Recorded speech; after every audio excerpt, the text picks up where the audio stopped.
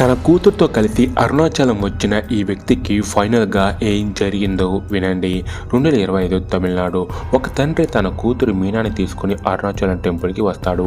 అలా ఆ తండ్రి ప్రసాదం తీసుకుంటూ ఉండగా ఒక కారులో ఒక వ్యక్తి వచ్చి మీనాని కిడ్నాప్ చేసి తన కారులో తీసుకుని వెళ్తాడు.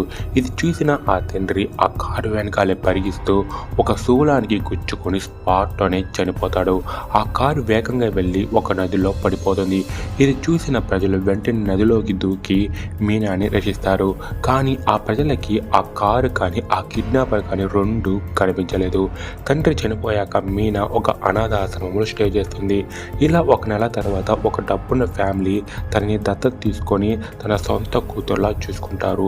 ఇప్పుడు మీనా లైఫ్ హ్యాపీగా మారుతుంది. ఇంకో మెయిన్ పాయింట్ ఏంటంటే మీనా తండ్రి ఒక తాగుబోతు. తన కూతుర్ని తప్పుడు పనులు చేస్తున్న వాళ్ళకి అమ్మడం కోసమే అరుణాచలానికి తీసుకొచ్చాడు.